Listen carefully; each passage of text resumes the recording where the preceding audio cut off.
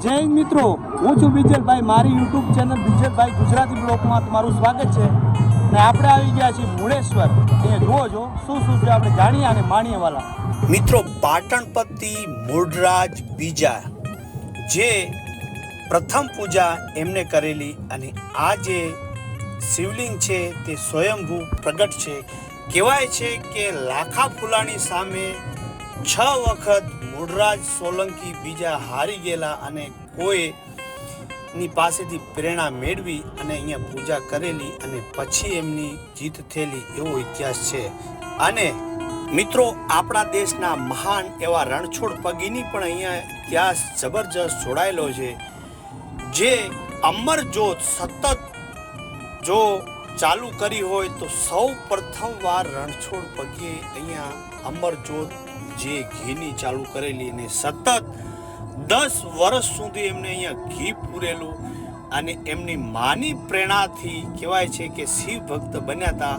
જન્મજાત થોડોક ઉગ્ર સ્વભાવ હતો એટલે માએ કીધેલું એમની માએ કે બેટા તું શિવની પૂજા કર જેથી કરીને તને સદબુદ્ધિ ભગવાન આપે.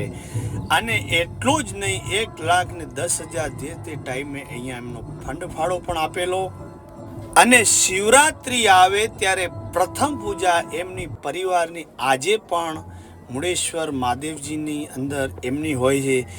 અને એમની કોઈ પણ કાર્ય હોય, દેશનું હોય કે એક સમાજનું હોય, તો એ મૂળરાજ જે સોલંકીનું બંધાવેલ આ મુળેશ્વર મહાદેવ અહીંયા માથું ટેકાવીને પછી જ એ દરેક કાર્યમાં આગળ વધતા એવા મૂળરાજ મહાદેવજીને વારવાર વંદન છે. અને એવા દેશના લડવૈયા રણછોડ પગીને પણ વારવાર વંદન છે. કેમ કે એવા જ વ્યક્તિઓની આ દુનિયામાં જરૂર છે. એમની થકે જ આપણો ઇતિહાસ ઉજળો છે. અને 1971માં જે નગર પારકરમાં છાછરા સુધી મામલતદાર કચેરીઓ ચાલુ કરાવવામાં અને જ્યાં આપણો ઝંડો પાકિસ્તાનમાં લહેરાવવામાં પણ એક રણછોડ પગીનો પ્રથમ હિસ્સો કે એમનું યોગદાન હતું.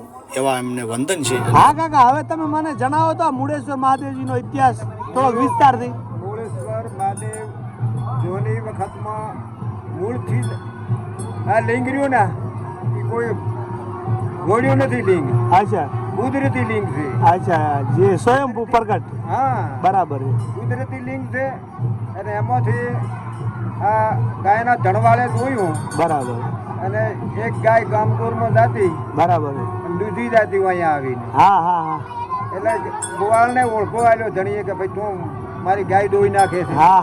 એ કીધું બાપુ હું નથી દોતો. બરાબર. પછી ગોવાળે રાશી ખબર કે બાપુ તમે જાતે આવીને દોઈ દો. બરાબર છે. પછી બાપુને બોલાય, જાતે જોયું. પછી અહીંયા મંદિર રાજા મૂળરાજ હતા ને, જે પાટણપતિ મૂળરાજ. બરાબર. અહીંયા પછી આ મંદિર તો કે આપણે અહીંયા મંદિર બનાવવું છે પણ આરસપોણનું બનાવવું. બરાબર. એટલે આ તો બધું પહેલા તો એમ હતું કે આરસપોણનું બનાવે છે. બરાબર. પણ આરસપોણને બદલે લાલ પથ્થર વાપરી નાખ્યું. બરાબર. થોડા હલકા પથ્થર વાપરી નાખ્યું.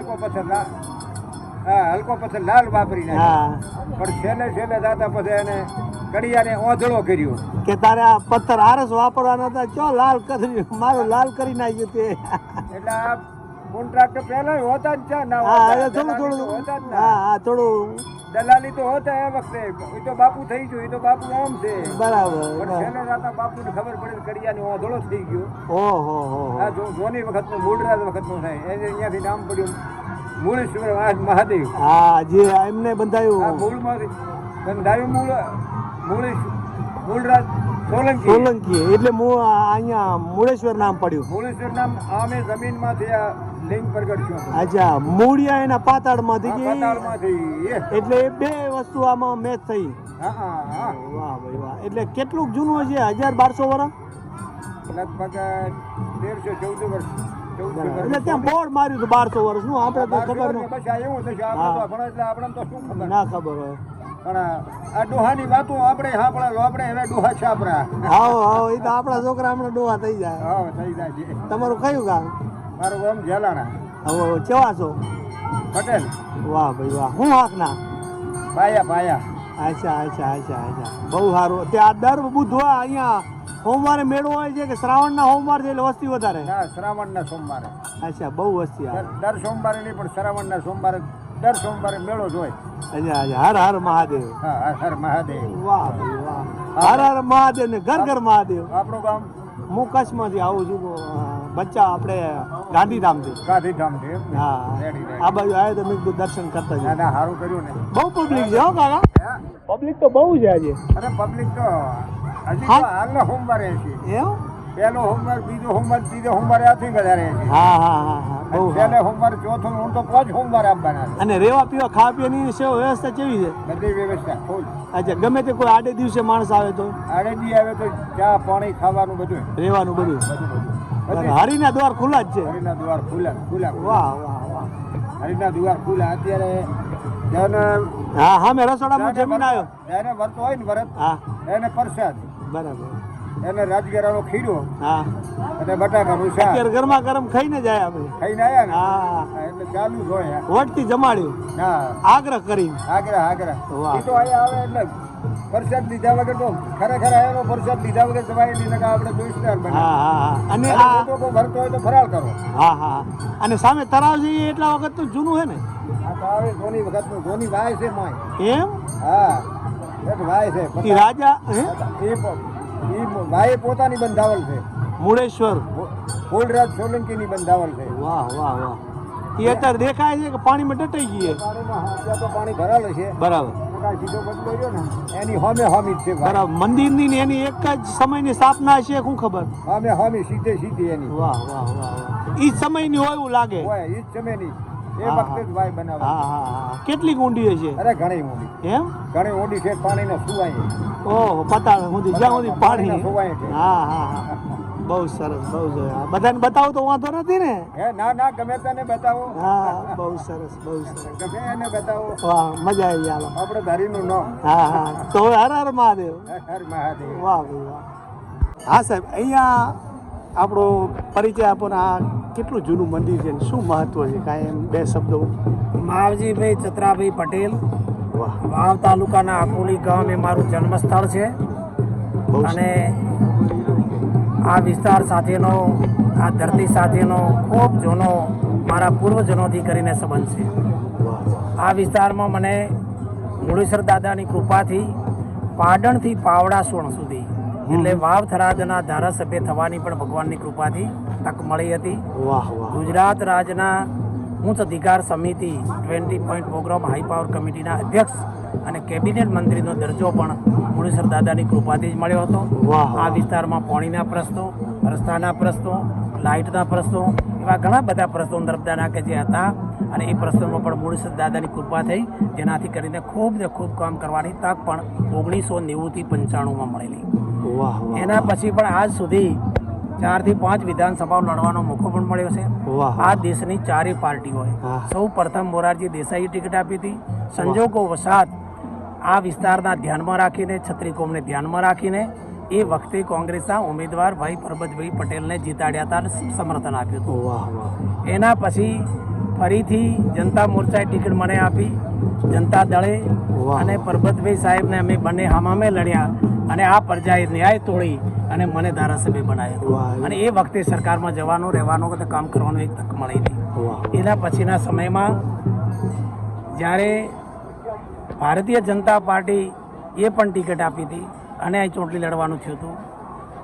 કોંગ્રેસે પણ ટિકિટ આપી હતી, અહીં ચૂંટણી લડવાનું થયું હતું અને 2 વખત અપક્ષ તરીકે પણ ચૂંટણી આ વિસ્તારમાં લડ્યો છે. વાહ દાદાએ લાજ રાખી એટલે તમારી. દાદાએ લાજ રાખી છે અને કાયમ માટે આ પ્રજા, આ વિસ્તારની પ્રજા પડખે ઊભી રહી છે. વાહ વાહ. આ સુધી તાકાત ને હિંમત જો હોય તો પ્રજાના આશીર્વાદ છે ને એમની તાકાતથી જ ઊભા છે. બહુ સરસ.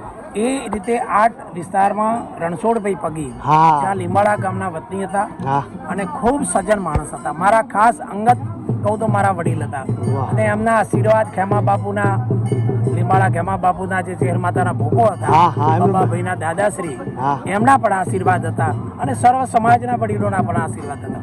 પણ રણછોડ પગીએ જે કામ કર્યું છે એ તો કોઈ કલ્પના ન કરો એવું કામ.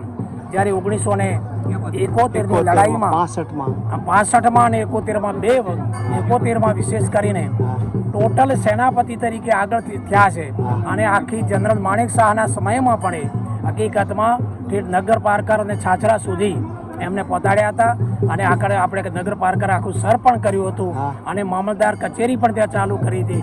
સોઈગામ નગર પારકરની આપણી બસો પણ ચાલુ કરી હતી અને એટલા સુધી એમાં મહત્વનો હિસ્સો હોય તો આ વિસ્તારની ખુમારી વાળી પ્રજાનો અને રણછોડ પગીનો હતો.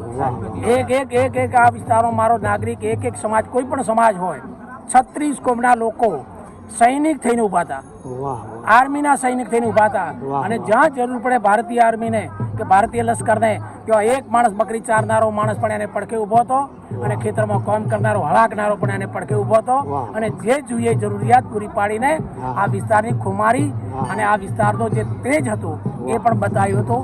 એ આ ધરતીની પૂર્ણાઈ છે કે આ નર કોંધાળા અહીંની બીજા છે જેના કારણે આપણે સર કરી શક્યા છીએ. આજે ઊંચા મસ્તકે કહી શકીએ છીએ કે નગરપાલિકામાં વિજય મેળવ્યો. આપણે ઇતિહાસના પાયાના પથ્થર. કારણ કે હકીકતમાં આઝાદી પછી સર કરવાનું થયું તો નગર પારકર સર થયું. સમજ્યા કે નહીં?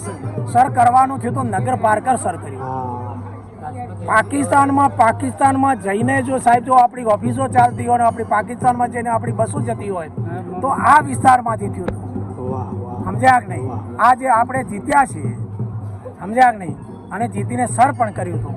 એટલે જેની કોઈ કલ્પના નથી. આજે પણ આ પ્રજામાં યુવાનોમાં ભાઈઓ હોય કે અમારી બહેનો હોય કે માતાઓ હોય એનો એ જ ઉર્જા છે, એ જ કરંટ છે, એ જ શક્તિ છે. એ મુળેશ્વર દાદાના કારણે છે, મા નળીસિંહના કારણે છે. વાહ ભાઈ વાહ. સાહેબ કેટલું જૂનું મંદિર છે? મૂળરાજ જે સોલંકી મૂળરાજ બીજો હા મહારાજ પાટણ અચ્છા ખૂબ જૂનું હશે, લગભગ 800, 900, 1000 વર્ષ આસપાસ, 1200 વર્ષ આસપાસ જૂના મંદિર હશે. અને અહીં વરખડાની અંદર શંકર ભગવાન સ્વયં લિંગ હતું અને ગાય કાયમ માટે દૂધ ભિષેક કરતા હતા અને એનામાંથી ખબર પડી અને એમાંથી આ મંદિરની રચના થઈ અને એ વખતે શાસન કરતા આ મૂળેશ પાટણના અંદરમાં હતું અને જેના કારણે બીજા મૂળરાજસિંહ સોલંકી બીજાએ અહીં આવીને અહીં તપ કર્યું. તપ કર્યા પછી આરાધના કરી, પ્રાર્થના કરી, ભગવાનને પ્રસન્ન કર્યા અને ભગવાને પ્રેરણા આપી અને એને એમને હિસાબે એમને મંદિર બનાવ્યું જેને લગભગ 1200 વર્ષ આસપાસ ત્યાં હશે. 10મી સદીમાં. હા તો બસ 1200. ધન્યવાદ. બહુ તમારો ખૂબ ખૂબ આભાર. મારું તે આચાર્ય થઈ ગયા એમણે ચિંતામણી ગ્રંથ લખ્યો છે એમાં આ ઉલ્લેખ છે. બરાબર. બહુ સરસ, બહુ સરસ, બહુ સરસ. તમારો ખૂબ ખૂબ આભાર અને મારાથી કાંઈ ભૂલચૂક થઈ હોય તો માફ કરજો. ભૂલચૂક ન લ્યો. વાહ ભાઈ વાહ. જય. હું 15-20 દિવસ સુધી એ એરિયામાં રહેતો. અચ્છા. અને આ એ જ તળાવ છે જે અંદર જૂના કુવાઓ અને જૂની વાવો છે, ઊંડી મૂળરાજ સોલંકી બીજાએ આ બંધાવેલ છે એવું લોક વાયકા છે. અને બનાસકાંઠા જિલ્લાનું આ સોઈગામ તાલુકાનું આ છેલ્લામાં છેલ્લું આ પાટણ ગામ છે અને આગળ જતે આવી જાય છે પાકિસ્તાન. અને બાપાએ વાત કરી કે અગાઉ આ આરસ પથ્થરનું બનાવવાની જે હતી અને એમ પણ કહેવાય છે કે અહીંયા મૂર્તિઓ ખંડિત પણ કરવામાં આવેલી જે તે મુસ્લિમ શાસક વખતે. અંદર કોઈ ગણપતિ ભગવાનની મૂર્તિ છે એ હજી સાચવી રાખી છે કે જે તે ટાઈમે મુસ્લિમ શાસકોએ અહીંયા આ મંદિર તોડવામાં આવ્યું હતું અને ગણપતિ ભગવાનની મૂર્તિ હતી. અને આ અહીંયાથી નજીકથી જ આ છત ઉપર ચડી અને જોવો છો તો ત્યાં પાકિસ્તાનના જે મોટા મોટા ડુંગરો છે તે અહીંયાથી એક ધારા દેખાય છે. એ અમે જોયા અત્યારે ભલે મોબાઈલમાં નહીં દેખાય પણ આવીને આવી વાતો સાથે રોજ આપણે 6 વાગે મળીએ એવી રીતે મળતા રહીશું. જય હિન્દ, જય મુળેશ્વર મહાદેવજી. અને આવી રીતે કાંઈ લાગી રહ્યું છે મુળેશ્વર મહાદેવજીનું પ્રાંગણ. જય હિન્દ, જય મુળેશ્વર.